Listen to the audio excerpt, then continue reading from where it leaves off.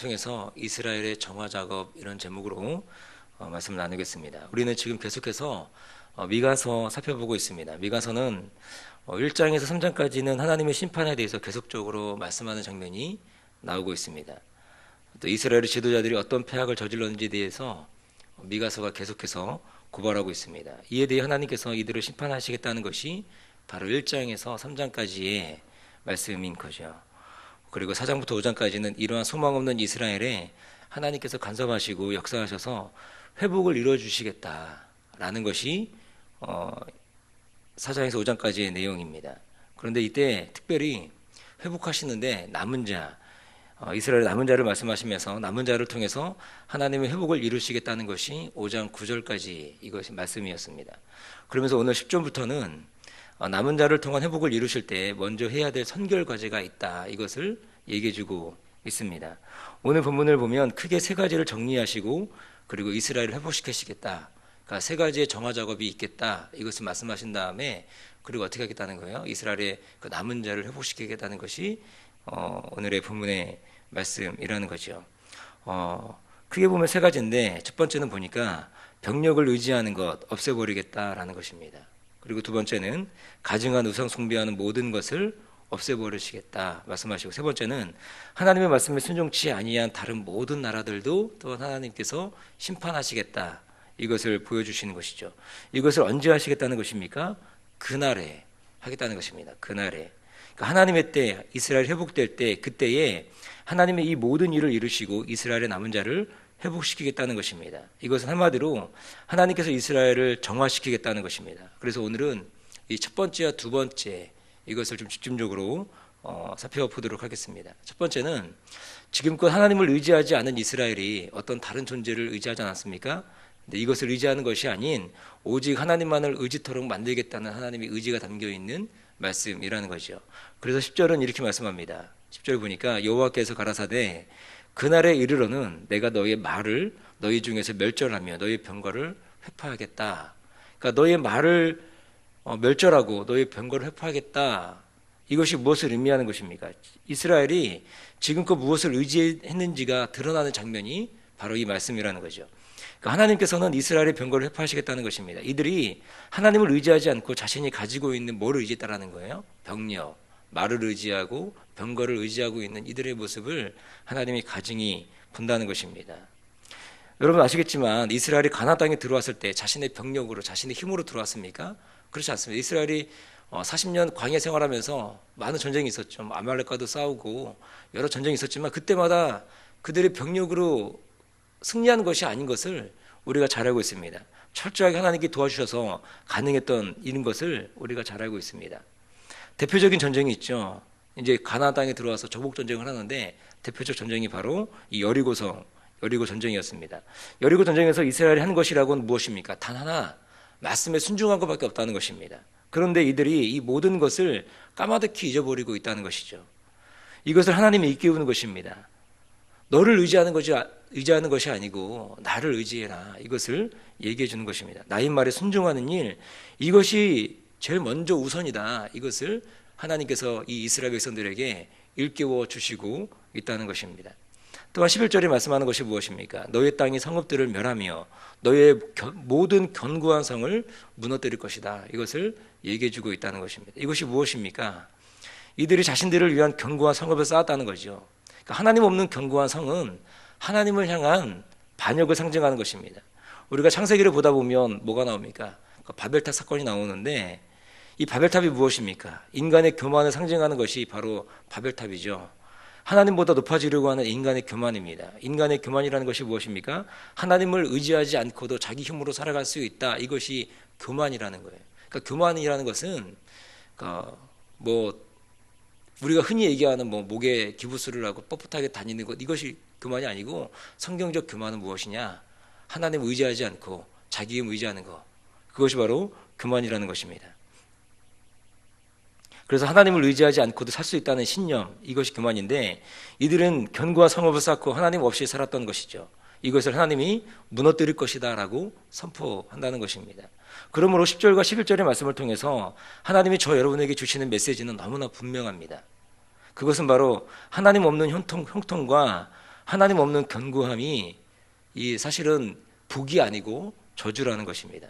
이 땅에 많은 사람들이 하나님 없이도 물질적으로 풍요해지고 부유해지면 그것을 축복이라고 생각을 합니다.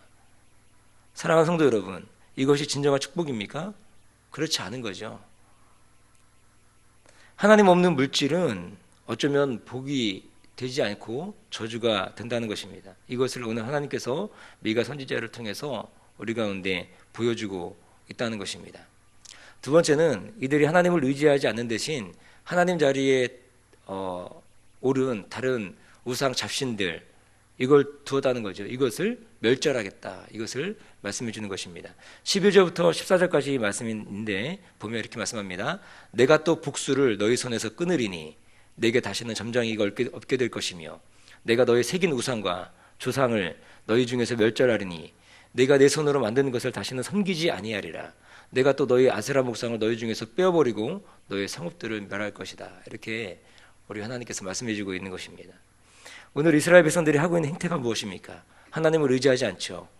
이 사실 하나만으로도 사실은 하나님이 진노하시는 것인데 이들은 한 수 더 떠서 하나님이 마땅히 있어야 할 자리에 뭘 둔 거예요? 잡신, 우상, 이 쓰레기들을 두었다는 것입니다. 그래서 하나님께서는 이 우상 쓰레기들을 치우고 그것에 다시금 하나님 있어야 될 자리에 마땅히 하나님이 이제 있겠다. 그것을 얘기해주고 있다는 것입니다. 이것에 대한 하나님의 반응이 무엇이냐면 너무나 강한 어조로 말씀하시는데 12절에 보니까 복수를 끊어버리겠다 이렇게 얘기하는 거죠.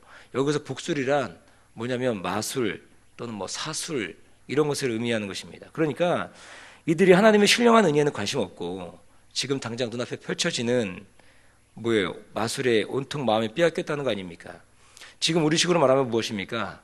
하나님 말씀을 섬기는 것이 아니고 점치는 일, 그러니까 무당 앞에 가가지고 이 점치는 일, 그것에 마음이 빼앗겼다는 것입니다. 그래서 다음 말씀에 이렇게 말씀하십니다. 내게 다시는 점장이가 없게 될 것이다. 이렇게 말씀하고 있다는 것이죠. 사랑하는 성도 여러분, 하나님의 성도에게 하나님의 말씀이 사라지면 단순히 말씀만 사라지는 것이 아니라는 것입니다.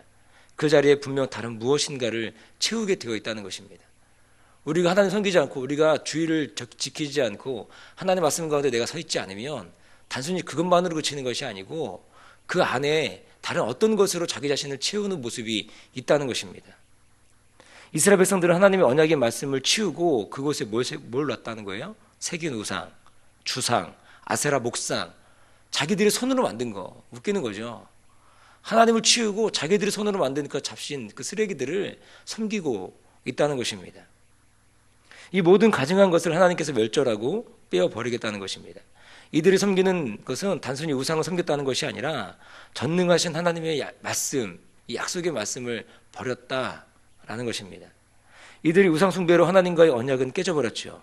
하나님께서 이스라엘과 약속을 맺으시면서 이 언약하시면서 주신 것이 무엇입니까? 시내산에서 모세를 불러가지고 주신 것이 있죠. 약속의 말씀, 언약의 말씀, 십계명 주신 것을 우리가 알 수 있습니다. 그런데 이 십계명에서 우리가 잘 알듯이 한 돌판에 쓰여져 있는 계명이 무엇입니까? 하나님과의 관계된 약속 아닙니까? 1에서 4계명, 바로 우상과 관련된 하나님을 바로 섬겨야 되는 그것을 말씀해주고 있는 계명입니다. 1계명이 무엇입니까? 너는 나 외에 다른 신을 두지 말라. 이것이 1계명이죠. 그런데 이거 지켜지고 있습니까? 안 되고 있죠. 하나님 섬기는 것이 아니라 하나님 섬겨야 될 그 자리에 우상, 이 아세라 목상, 자기들이 만든 주상, 이것을 섬기고 있다는 것입니다. 그리고 두 번째 계명 무엇입니까? 우상을 만들지 말고 그것에 절하지 말라. 이건 말하지 않아도 알겠죠. 안 지켜지고 있다는 것. 3계명이 무엇입니까? 여호와의 이름을 망령되이 걷지 말라. 지금 이들이 여호와의 이름조차 부르고 있지 않다는 거예요. 뭘 부르고 있어요? 자신들이 새겨 만든 아세라 목상, 우상, 주상, 그거 부르고 있다는 것입니다. 4계명이 무엇입니까? 안식일을 기억하여 거룩히 지키라. 우상에 빠져버린 이들이 안식일을 지키겠습니까? 표면적으로 안식을 지킵니다. 하나님의 말씀이 있어야 될 그 자리에 뭘 갖다 놓은 거예요? 다 빼버리고 우상 갖다 놓은 거예요. 성전에다 우상 갖다 놓고 거기 섬기고 있고 예배 드린다고 하면서 이게 나의 하나님이다 얘기하면서 다른 것도 섬기고 있는 그들의 모습을 본다는 것입니다. 그러니까 하나님과의 관계가 끊어진 자들이 행하는 이게 무엇입니까? 이게 하나님과의 관계가 끊어져 있고 언약이 다 끊어져 있는 거예요. 누구의 죄로? 자기 자신들의 죄로. 그런 거 아닙니까? 하나님과 관계가 끊어진 자들이 행하는 일들이 뭐냐? 다 악한 일들만 행한다는 것입니다. 특히나 하나님의 말씀을 솔선수범해서 지켜야 될 지도자들이 하나님의 말씀을 버리고 이 백성들의 등골을 빼먹고 있는 모습이 이 미가서가 고발하는 말씀 아닙니까? 그래서 우리가 계속 살펴봤던 말씀이긴 하지만 3장 2절에 3절에 보면 이렇게 말씀하는 거죠. 너희가 선을 미워하고 악을 좋아하여 내 백성이 가죽을 벗기고 그 뼈에서 살을 뜯어 그들의 살을 먹으며 그 가죽을 벗기며 그 뼈를 꺾어 다지기를 남비와 속 가운데 담을 고기처럼 하는도다.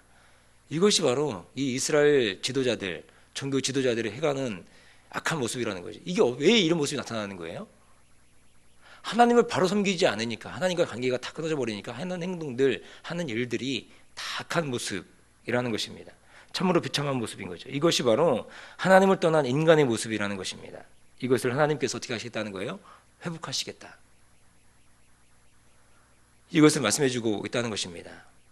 그러므로 우리 가운데 하나님과 떠났던 모든 관계들을 바로 세우고, 그리고 하나님 우리 가운데 주시는 말씀들로 우리 자신을 세워가는 일, 이것이 중요한 거죠. 말씀의 결론입니다. 오늘 하나님은 이스라엘의 회복을 이루시기 전에 두 가지를 반드시 이루시겠다는 것입니다. 이유가 있죠. 이 선결 과제를 먼저 하지 않고 회복을 주시면 또 어떤 일이 일어나겠습니까?